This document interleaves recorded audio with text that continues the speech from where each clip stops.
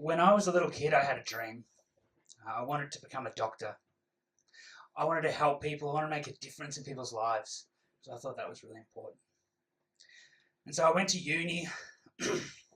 I found parties. I found girls.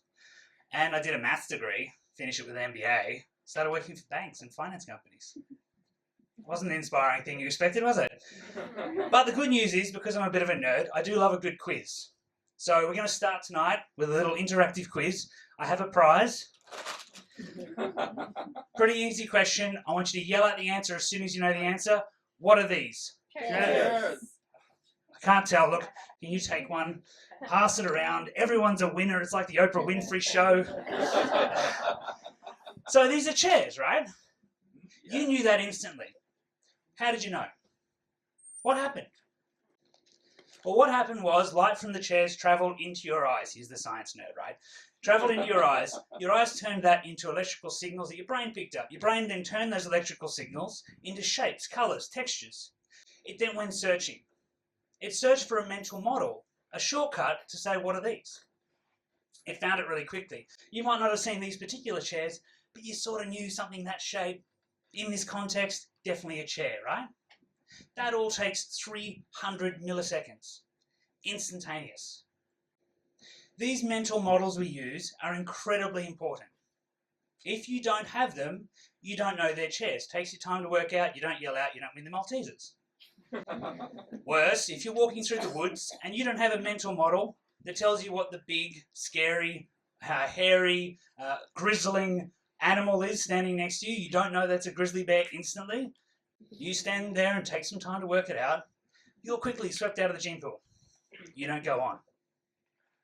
Mental models are incredibly important for everyday life. We use them all the time. They're the shortcuts that make life easy. But there's a problem. The problem is we also use them on each other. If I say well-dressed person in a business suit and tie, you instantly have thoughts on who that person is. You can't help it. It happens straight away. If you see a person in tattered rags sitting on the corner of the street, you instantly have a view on what that person is, and you make judgments. It's really hard for us not to do this. And so the challenge that I have is, how do we get past that? We know we're more than that. I've been that guy. I've been that little kid wearing torn shoes and a torn shirt to school. I've been judged in that way. And we've all been judged in some way, right? But we know that we're more than that, and we know we need to get past it. And part of that is building an understanding and building empathy. So how do we do it? Tonight I want to show you a really simple 4-step process that will help work out how we can pause these mental models, build a new way of developing empathy, and then use that as a way of helping others. But I need 4 volunteers. And since I've given you Maltesers, the law of reciprocity says you can't say no. Come on up. Yes, give them a hand. Welcome to the stage. I need 2 sitting and 2 standing at the back. Yeah, it's very complicated.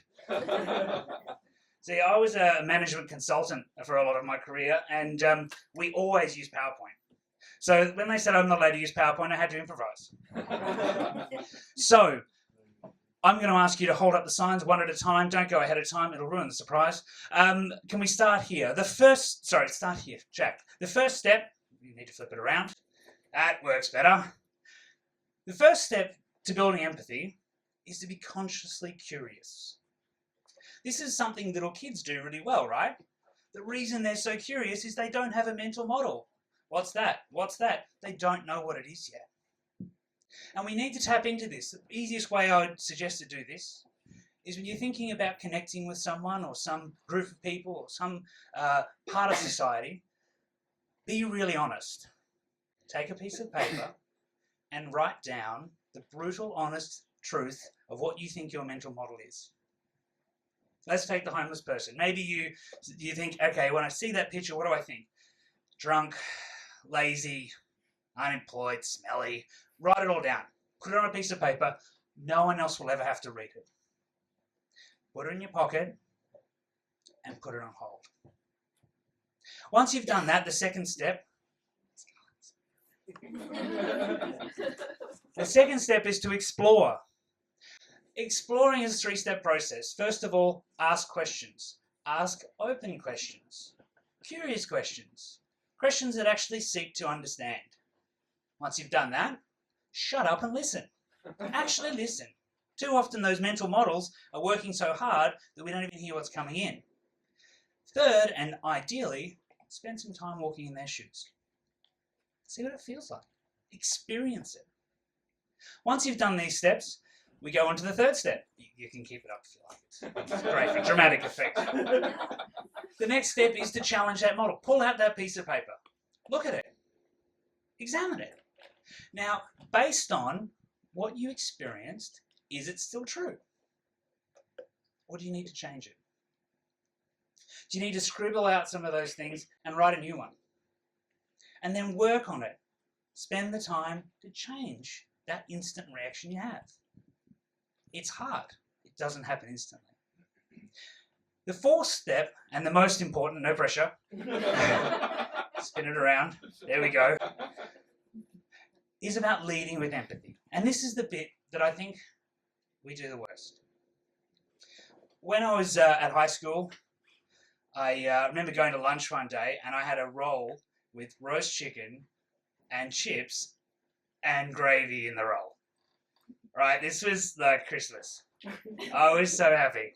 And I'm sitting there at lunch and I'm eating my chicken roll, and a friend of mine came up to me and said, "You're disgusting." She began berating me. "How can you do that? Eating meat is murder. That's terrible." I was really upset for 3 reasons. Firstly, it was lunchtime. I didn't want to think. I was eating my roll. Second, I was getting quite fond of the roll and I thought she might be offending it. Third, I'm pretty sure last week she was eating a sausage roll. What the hell? Now, what had happened was my friend had become curious about animal rights. She'd gone off and talked to some people and gained a new perspective. She'd then changed her model from eating animals is good and tasty to eating animals is terrible and humans shouldn't do it and we're all bad people if we do it. She was now at a point where she thought she should change my model. We do this all the time. We have a belief. We be pro-Trump or anti-Trump. We be pro one thing and anti something else. And we find it's our job to go and tell other people how they should think about it. What happens when we go backwards in this loop? Well, I can tell you, I ignored her. I ate my roll. The only thing that changed was how I thought about her.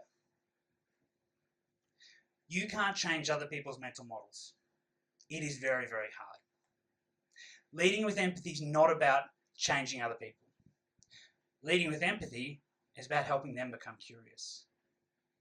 If we can help more people challenge their thoughts, become curious, ask questions, explore, spend time trying to understand people, changing the way they think, and then sharing that with other people in an open, authentic, and curious way, then I think we can change the way we interact with each other. I think we can change the way we do business. I think we can change the world. Thank you very much. Big hand for my